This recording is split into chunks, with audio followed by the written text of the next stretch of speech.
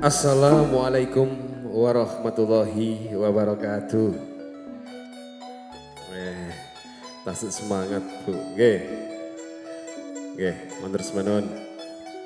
Yang kami hormati jajaran Muspika Kecamatan Pandaan beserta seluruh staf aparat dan juga jajarannya.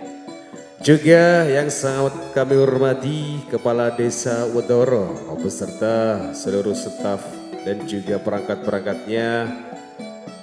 Tidak lupa pula kami ucapkan terima kasih yang sebesar-besarnya kepada Kepala Dusun Kemelandingan beserta seluruh rekan-rekan Karang Taruna maupun pemuda masyarakat Dusun Kemelandingan.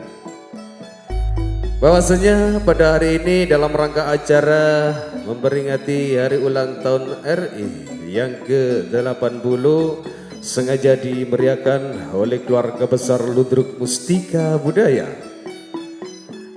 dengan alamat Desa Dayurjo, Kecamatan Prigen, Kabupaten Pasuruan. Baiklah Bapak Ibu dan juga para pemirsa yang berbahagia, kali ini akan kami tampilkan dari sederetan artis-artis Mustika Budaya yang akan kami sajikan dalam satu acara Bedayan Sekar Sari.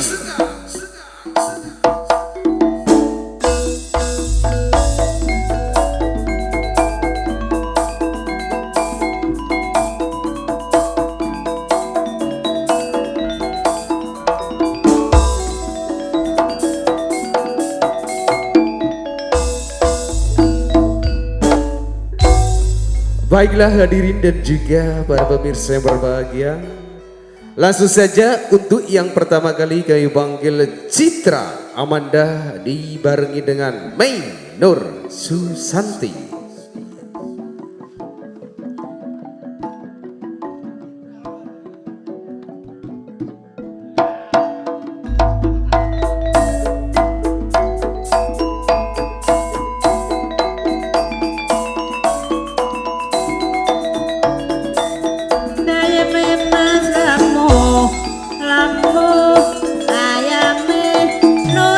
Katamu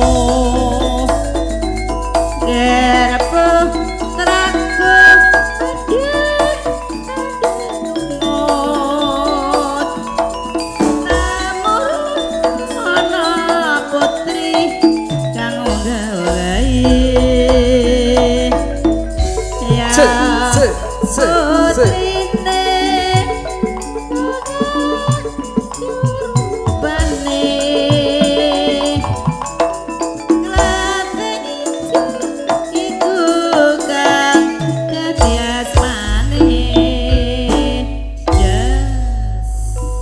Demikian penampilan dari Citra Amanda dan juga Mei Nur Susanti. Kembali kami hadirkan dua artis Mustika Budaya, Agnes Aurelia bersama dengan Nadia Anggi Lestari.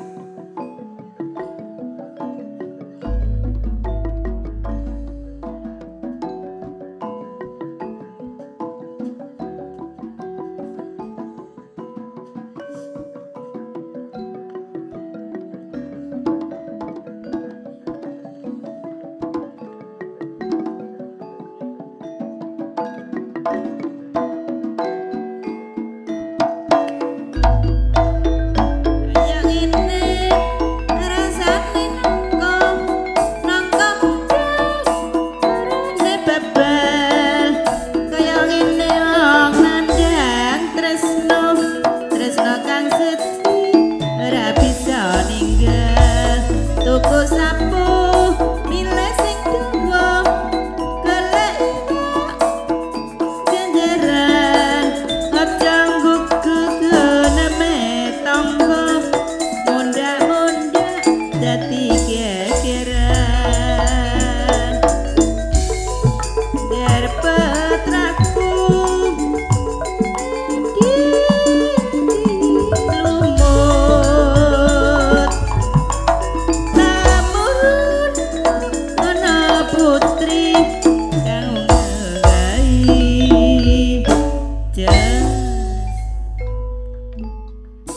Baiklah hadirin dan juga para pemirsa yang berbahagia. Selanjutnya langsung saya panggil Amalia Suci bersama dengan Evinda Putri.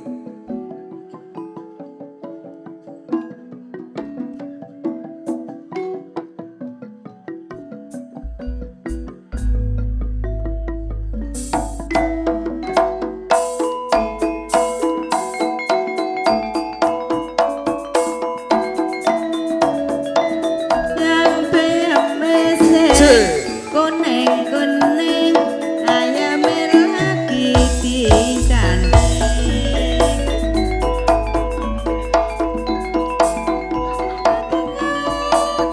melati sini bingung di sana bingung memikirkan si jantung hati gedang jarak sing ombak-ombak Esek-esek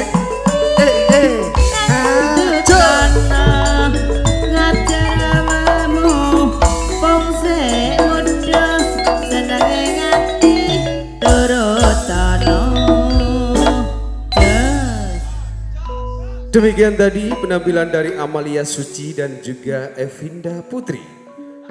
Yang akan langsung disusul dengan hadirnya Baby Novianti bersama dengan Iva Nur Safitri.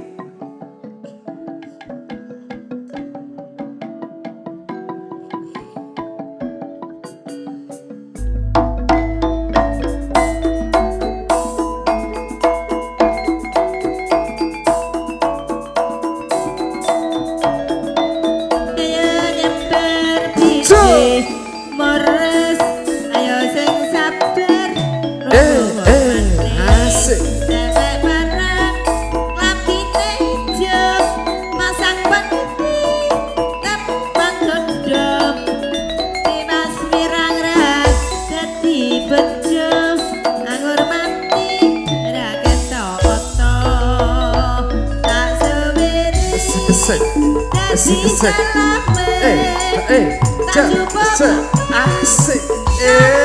Syukur tak pikirin mas Ramilo duwe Saliman ayo mancing sedulur.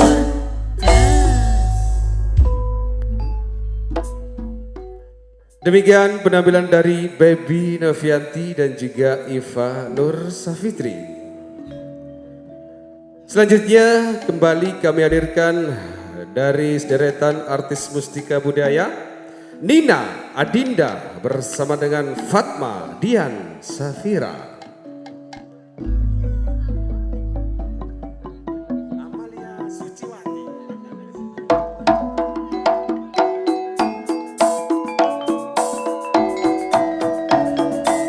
Nesar tertebak nyune bening pikire kerentek ora mati.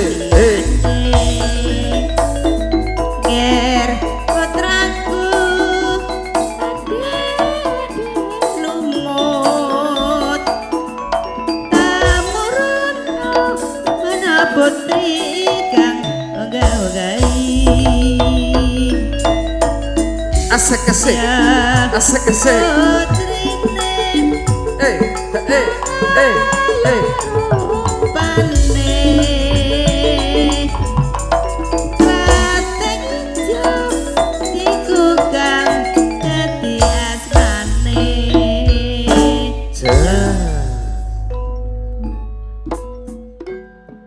Baiklah, hadirin dan juga Bapak Ibu sekalian para pemirsa yang berbahagia. Perlu kami beritahukan kepada para penggemar ludruk mustika budaya bahwasanya pada tanggal 5 Oktober Mustika Budaya manggung di Dusun Jagil, Kecamatan Prigen. Demikian informasi yang kami terima sementara ini. Baiklah hadirin, selanjutnya akan kembali hadirkan dua artis mustika budaya. Siapakah dia? Riani Sari Roti. Loh, kok Sari Roti sih? Bersama Suci Amanda.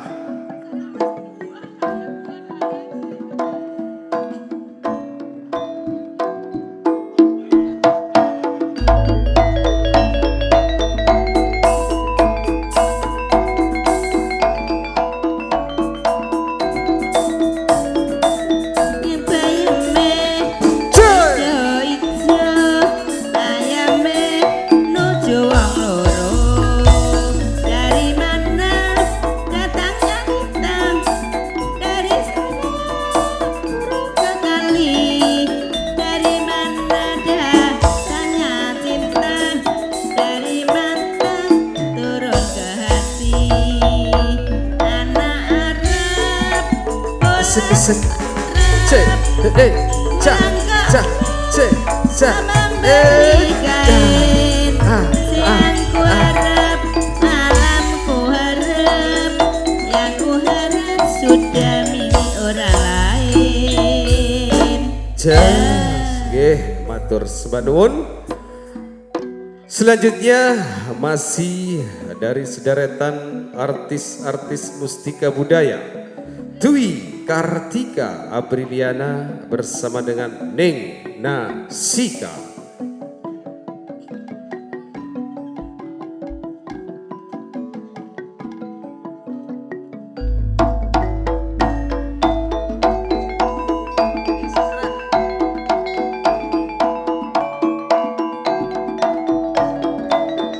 Jare kampung Cek. biru-biru, yen atine bingung ora bisa turu.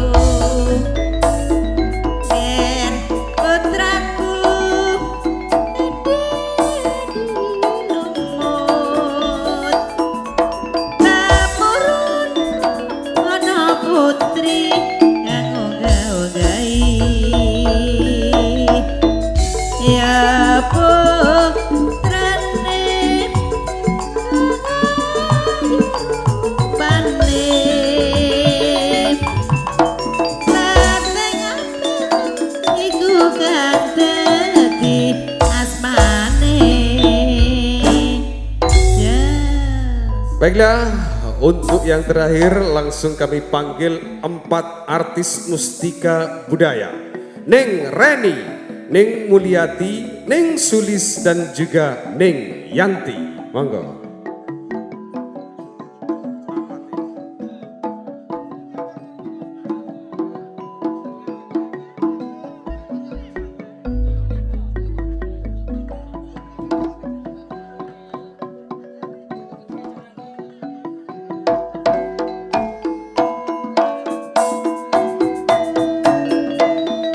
Arek kanggo piye nguntel-untel ratine bingung mergo digawe mangkel. Kaya ngene rasane tempe, kaya dibubur rawon. Kaya ngene rasane wong nyambut gawe, kaya wayang digawe lakon. Asumeri dadi Esek-esek, esek-esek. cari selekor yen mikiri wis ora melu duwe, yen ora liwat manjing sedulur. Yeah.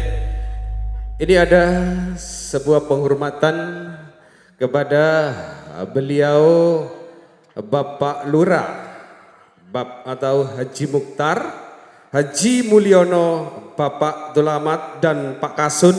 Kami mohon untuk naik ke atas panggung. Nggih, monggo. Bapak Lurah, Haji Mukhtar, Haji Mulyono, Bapak Dulamat dan Bapak Kasun. Ini permintaan dari segenap panitia, Bapak. Nggih. Nggih.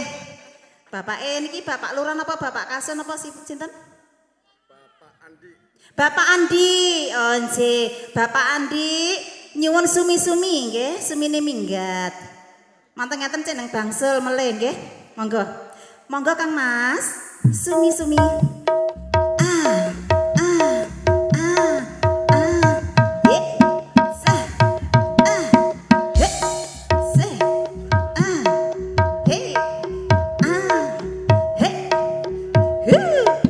Tarik Mas. Asik.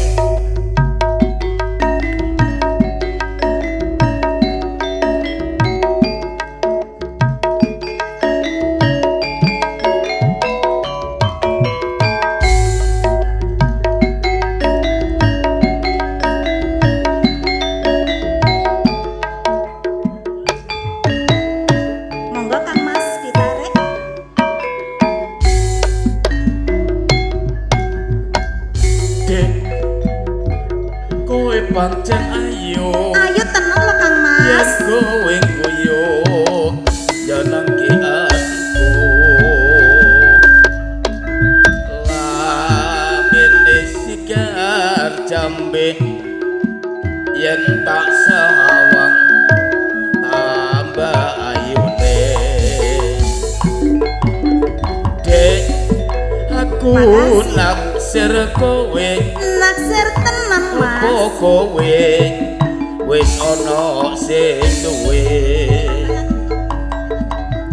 wis ana rong minggu tak simpen ana jerone dodokku Makasih. pancen ayu kembang desa asli Wonogiri Pasuruan Kang Mas. sumi-sumi pancen ayu sumpah mati aku tresno sekamu Tenane lah ya. sumi-sumi pancen ayu kembang desa asri Wonogiri sumi-sumi pancen ayu wani sumpah aku cinta padamu Apa Mas? Kowe pancen tresno tresnaku iki yo mong ragu-ragu. Yen pancene tresno cepet lamaran marang wong tuaku. Tarik lagi Mas. Tarik lagi bro. Yeah. Asik. Oke. Goyang lagi Mas.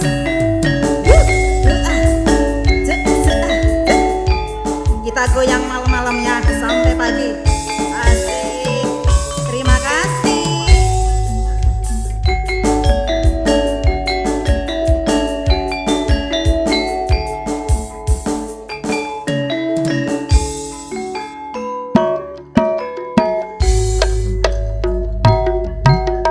Dek, kowe pancen ayu Ayo tenan yen Mas. kowe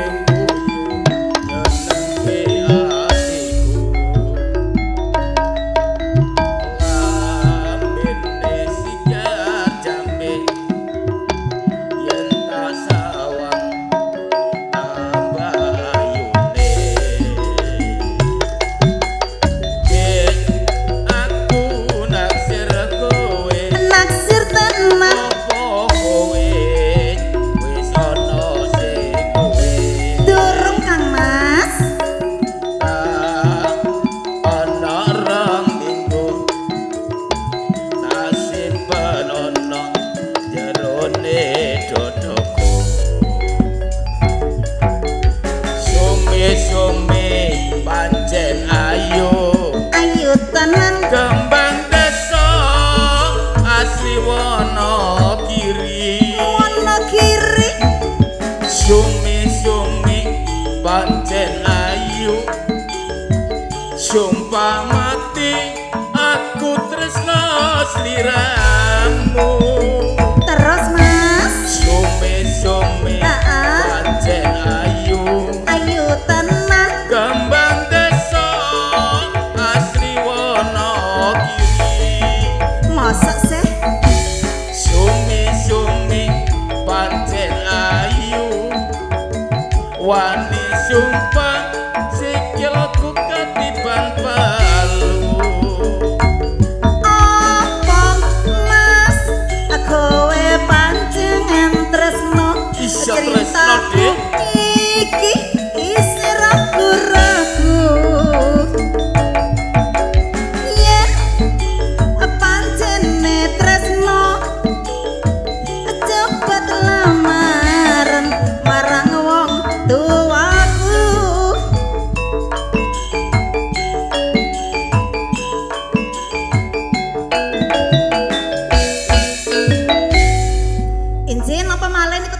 kathah. Napa malih? Gantian Bapak Lurah. Oh injih. Kepada Bapak Lurah. Panjenengan sinten? Rondo gantungan. Panjenengan Bapak Lurah. Tutuk. Lurah Lodrok. Melok aku nek ngono. Nah iya. Rondo gantungan Mas. Lah sampean iki seneng rondo kaya seneng gantungan. Nek seneng ku nang dirabi. Adet Dik.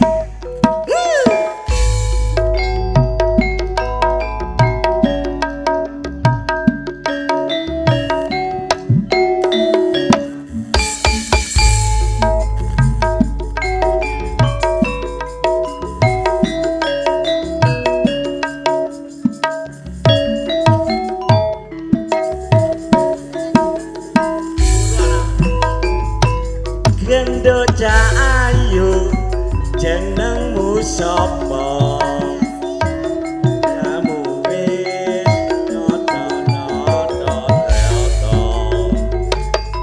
nganono aku nepis tresno doang ayu sapa muda leganono Nami kula Mas mesti kelaras sampun dangu ditinggal wong lanang aku iki aja ditinggal lunga aku trimo sego jagung godhong telo aku trimo iku ae Mas bojomu kowe ora tau ditugoni dan kowe ndek rada gantungan aku trimo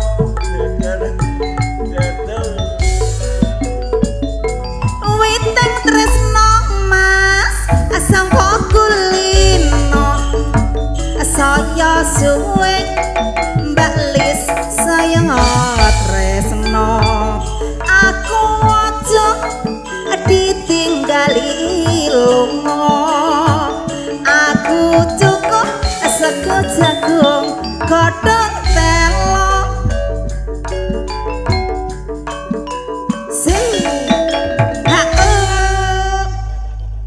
Gerajakan Banyuwangi, sampean kok kenal aku jenenge aku Mbak Sulis. Kok kenal? Ojo kate isin tah. Ya. Monggo Mas, Gerajakan Banyuwangi ya. Tetep ning kene gawe Mbak Sulis. Asik. Goyang. Timbangannya diangen-angen sampai ngipi-ngipi. Saiki mau pedhok nang desa Warsawer kene. Ora ngeteno kebon sak sedokan. Ya.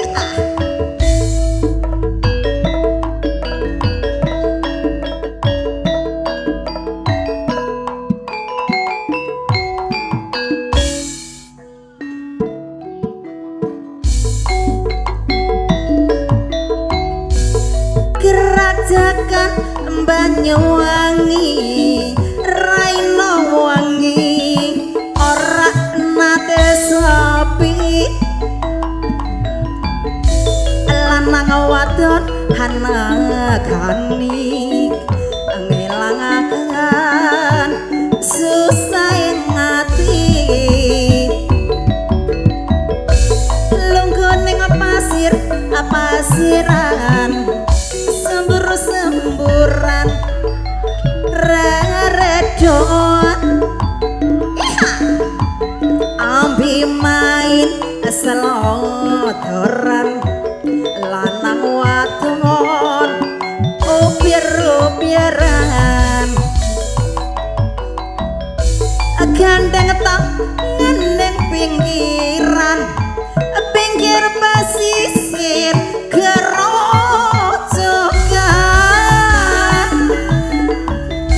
bisik-bisik semayanan matri janji urip bareng sir-siran ambi gandangan gandeng asli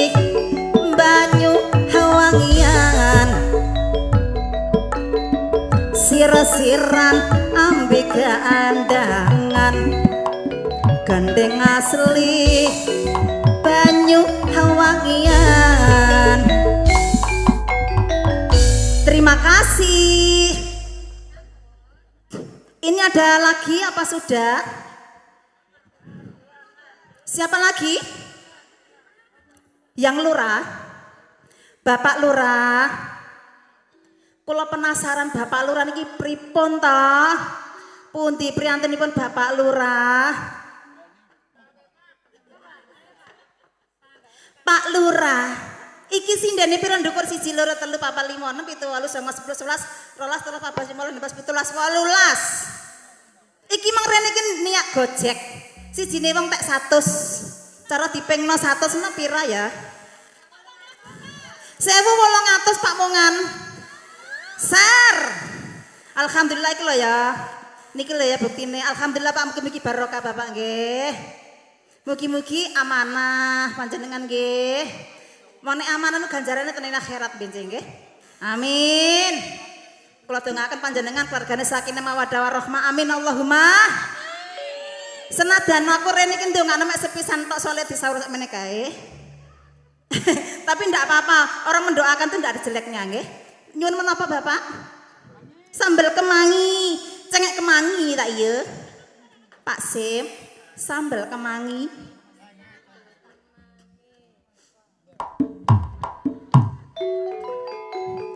Ya tak kudang Pak Lurah.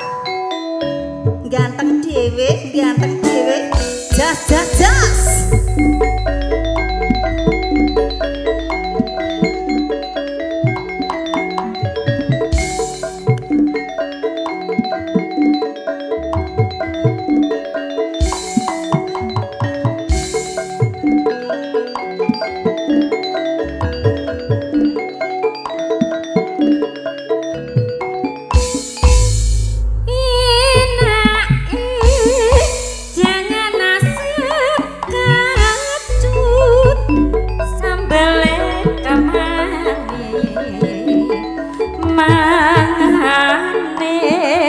Bubar nyambung gawe senadyan lapo tempe ning sehat anake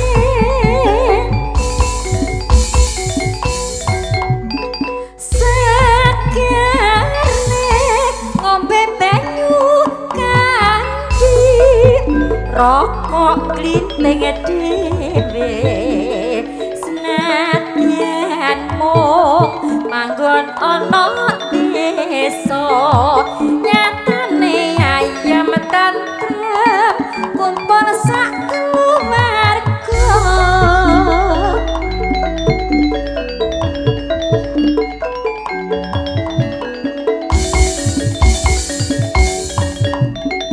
Aku trimo watoni pokok seger waras kayamu klompokno kanggo ngregeti sawah kanggo tuku bibit lan rabuke mangan sak bendinane sego sambel kemangi.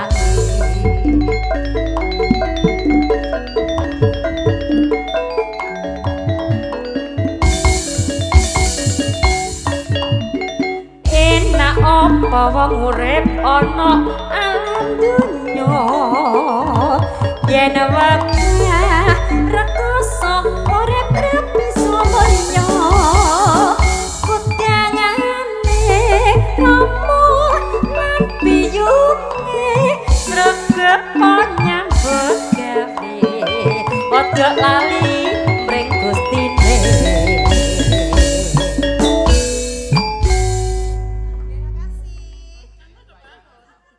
Matur nembah nuwun Pak Lurah, sampun. Pripun? Niki sampun apa tasih enten lintune? Sampun nggih? Anjih. Sampun. Enjih. Mas. Hey!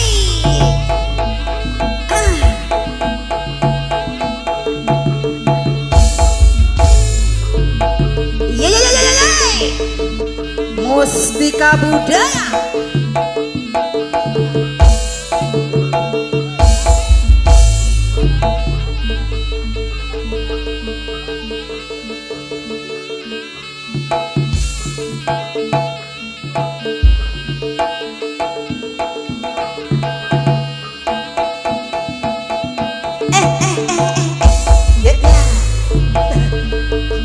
Awas, ojo ndek-ndek dengkulmu. Asik.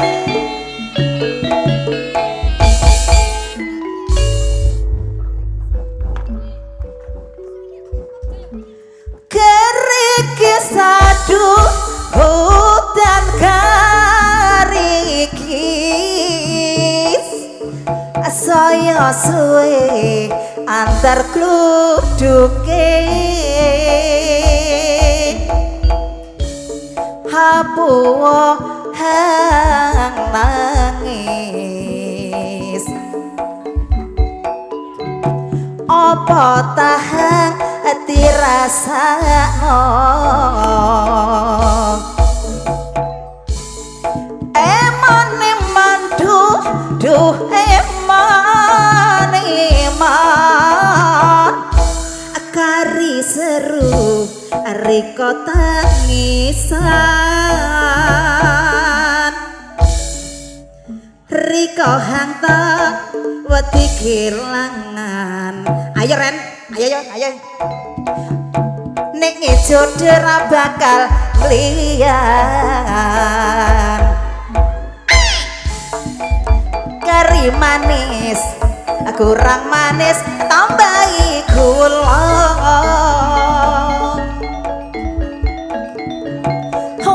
wes yanti kuku hampiri kok kurang manis tambahi gula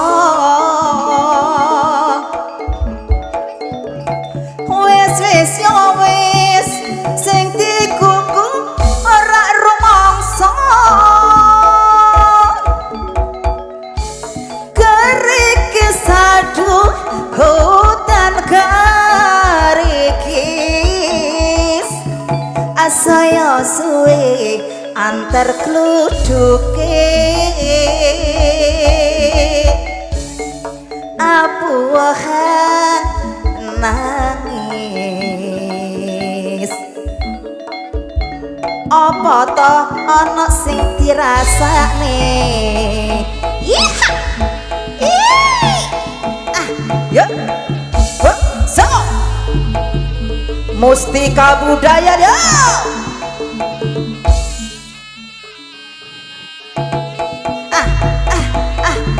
Ya, jas. Ayo. Jas.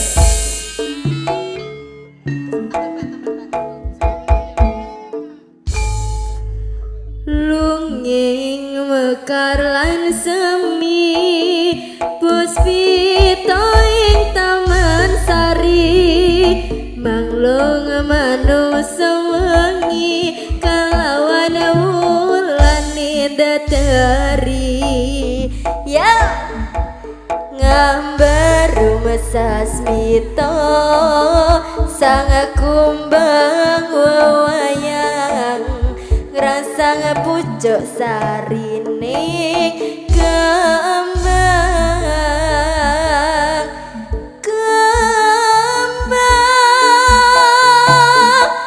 kusuman ing ratri mangasawiji kinanti mematri sajroning ati kang suci lintang-lintang panci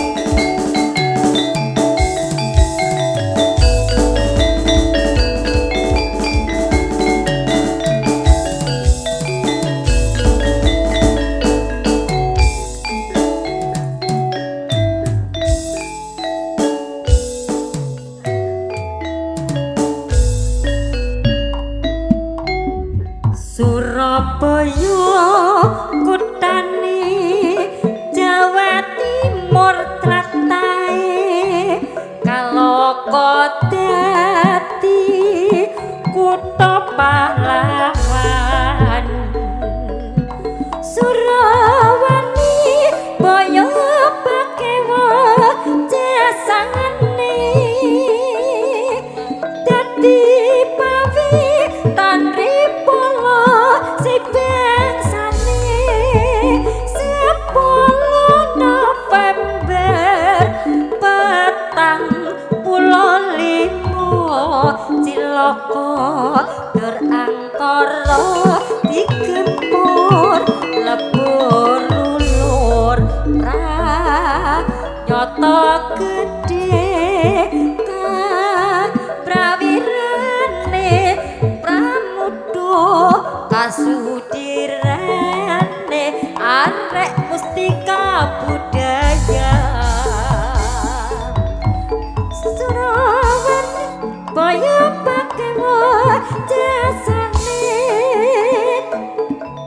dadi pawi tanri polo si bangsane Singosari mojo paet nyoto agung pangajak dadi tepo malupi alung boto rupo sorae tur gemuruh swarane pambari